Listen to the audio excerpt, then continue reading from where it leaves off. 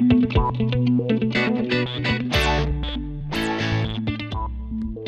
everybody, welcome back to my channel. It's Chris from Chris's Treasure Chest. I want to thank all of you that left questions down below on my last video. I've got my computer open here. I'm going to go through and pick a few of them. Some are very, very similar, so like I said, I'll answer the best I can. Quick update, those piano rolls, I sold them, all of them at once. I sold them on Facebook Marketplace. I put them on there for about $100. Nothing happened. I dropped them to 75. I think I dropped them to 65, and then this lady bought them. Her father used to have a piano restoration company, and she came and bought them all for 50 cash. So I unloaded them. I just didn't have the time to sit and list every single one. So I made some money. Anyways, and this week I got a few amazing things I will show you in another video because I want to concentrate more on the questions. And I want to show you at the end of this an item that you should be looking out for that I learned about today, where you can make some really good money. All right, let's start with the questions. I want to recap Mike. Mike was the gentleman that had the cowboy boots. He rejected the return, and he was going to let me know if the buyer got back to him, and I don't think he responded again. But on the tail of that, JLKW, she sells men's and women's shoes, and he put a good tip, and it's in the messages of the last video. He says when he does his listings, it's final sale, no returns, and he puts it right in his description: measure your feet before you buy the item, right? And please ask questions before buying the item. He's got it laid out, and he said he's been doing this for about 3 months, and he's had one return on, I think he said, a very expensive pair of shoes that he didn't mind taking back. So JLKW, thank you for the tip. Again, like I always tell you guys, the better the picture, or the more pictures you put, the better description. It protects you as a seller all the time. All right, let's go here, and I go fond recollections. Question is, when you're selling items for $15, how do you deal with Canada Post charging $20? Do you find that people are willing to pay that? In general, do you price your items cheaper than US sellers to compensate? This is my biggest stumbling block. I don't know how to deal with the high postage here when I'm not selling high ticket items. Well, you're caught between a rock and a hard place. The rates are the rates. I don't know if you have a business account with Canada Post. I highly recommend you do that. When you're dealing with a lot of $15 items, and maybe they're small enough to fit in an envelope, ship it out with stamps, right? That's the only other way of doing it. But then you're going to get into the issue of the buyer saying they never got it, and then you don't have proof of tracking, and then you lose you lose your money plus the item that you sold, because eBay's going to credit your account for the sale. So that was the biggest obstacle I think happened to me when I started doing this, and I slowly had to work my way up to higher ticket items. And I keep telling you guys, you got to be $45 or more per sale to make this a proper business, because you really can't make money selling $15 items because of the shipping costs, right?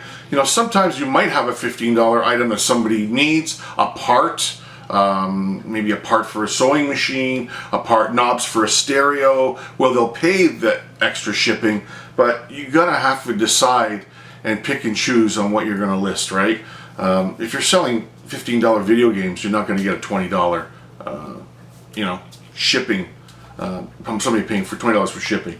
So that's really, there's no way around it. You just have to, especially in Canada, you have to increase the value of the item, let's say.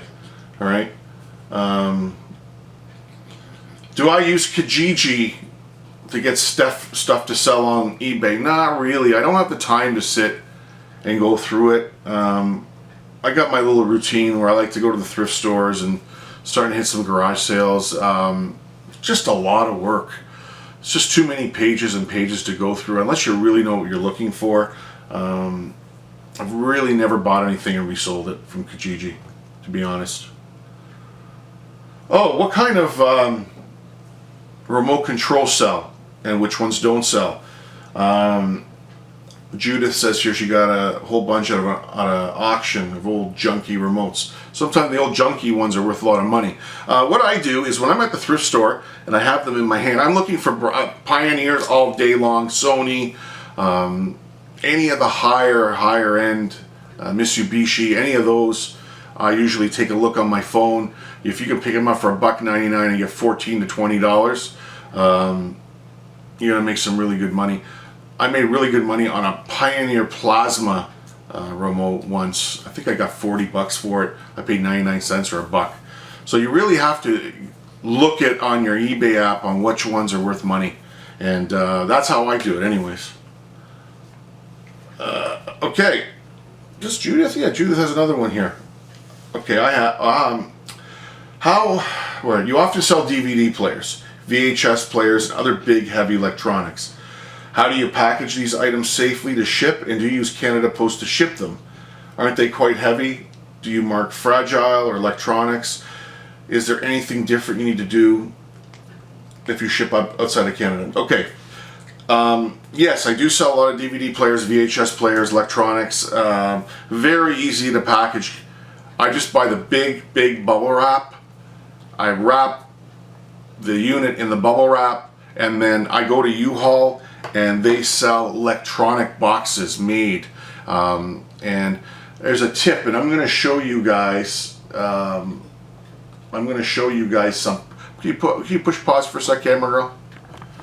Okay, here's a tip on boxes, guys. On every box, there is a certificate on the edge. I don't know if you can see this. Edge crush test. This box here I get from eBay is good for 32 pounds. So when you take a look at the edge of your box, you want to make sure it's at least a double pattern. And you'll know what I mean when you look at it. So I get these really nice electronic boxes from U-Haul. I think I paid $5 for them or $4, I can't remember. So when I'm selling a piece of electronics and I'm making good money on it, those are the ones I use. And they get there pretty safe. Again, just bubble wrap and a good sturdy box. We'll get there. Yes, I use Canada Post, never had an issue, never had any damage with it if you pack it properly.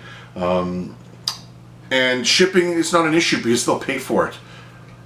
All my items, I do not pay for shipping. My customers pay for shipping. I don't include it in the price. It's an extra cost on top of what I'm selling. So there's the answer to that, Judith. There's one of my viewers, Docker. He's looking to hook up with people in the Windsor area that sell on eBay and Amazon.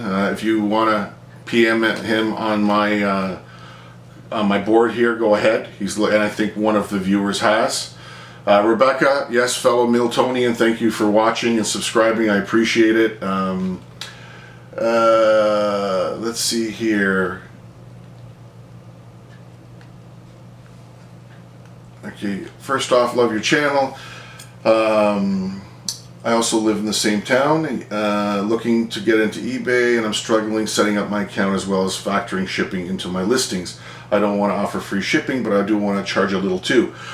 Way to get around that, you offer free shipping. So if we were going to sell this remote here, and I was going to sell it for $15.99, and you wanted to absorb $5 of the shipping, go $20.99. That's how I would do it, and I would put free shipping in the caption. And then that way it's easier to control for you to monitor partial shipping on the way eBay lists the listing area. You're going to lose your mind. It's too difficult. Do I do thrift store auctions? Yes, all the time. I love the thrift store auctions, especially ones with buy it now. There's a few of them out there. Brampton does buy now or auction. What I mean is that is an auction item, but you can go there and they have a buy it now price. Waterdown does it. I'm trying to think. There's a few of them out there that do it, but absolutely, I do buy off the thrift store auctions. Do I have a system on how to list the items so they are created faster? Not really. Because I sell so many unique items, for me to create templates, it's virtually impossible.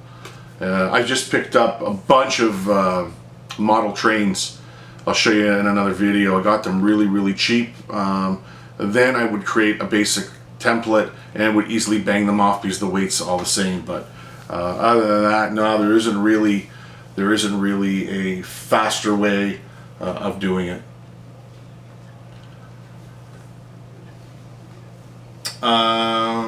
Mechanic 73, another question. Expensive. It's really expensive to ship anything with Canada Post. He knows I have a business account. Is there other shipping options that you would recommend, like UPS or FedEx? Don't use them. I've been using Canada Post. They've been good to me. I think this is my 3rd year doing it. I think they've lost or damaged 1 package, maybe 2 packages on me. And I ship hundreds a month, so never have a problem. They're really, really good. And you know, to get to the level 4 business level that I'm on for the rate takes time, but you got to get there. There is not really any other way of doing it. Oh yeah, Rosemary, congrats! You had your first sale. You sent me a message. I'm happy. Keep going. You'll get more and more. And I think that's it, guys. Those are the questions that I got. And basically mostly are shipping, and shipping it is what it is. I wish I could have a cheaper way of doing it. I know a lot of people are using chit chats. You know, if I was selling video games and I had to compete, maybe I would do that. But because my items are so unique, my customers pay. They pay for the shipping. So my business model is a little bit different. You know, yours will be different. Anyways, a tip. Today, on my way home, I went to the Salvation Army in Milton, Ontario, and I saw these 2 things, which they look like lens cases, and they are. Now, when I opened them up, they were cheap. I think I got both because I had a coupon for 15 bucks. These are metal, vintage metal lenses. They're Russian lenses, and from what I understand, they were trying to compete with Leica back in the 50s and 60s. From what I understand, they're very, very decent lenses. There's 2 here. This is called the Jupiter 11. That's one model to look out for. 80 to 100 depending on the lens. And then there's another one called Industar. Look at this one here. This is a pancake lens. Again, metal, very nice. Industar 50, I think this is. And these sell 35 to 60. This might get a little more because it's metal. So, you know, I picked them both up for I think 14 bucks. So there'll be a nice little flip there on these Russian vintage camera lenses that people are buying. From what I understand, you can get an adapter and use them on your newer cameras, and they work quite well, especially for videos. Strange, but I read that and I saw a video on it. Anyway, guys, thank you for watching. I really appreciate it. Please subscribe, like the video so that it gets out to more viewers. Thank you for all your questions. I really enjoyed reading them and going through them. Sorry I delayed in making the video. Just been busy all week, and just wanted to do it correctly, let's say, and go through every question. Anyways, guys, until next time, you know the routine. I'll try to do another one this weekend if I get out thrifting. So until next time, Chris from Chris's Treasure Chest.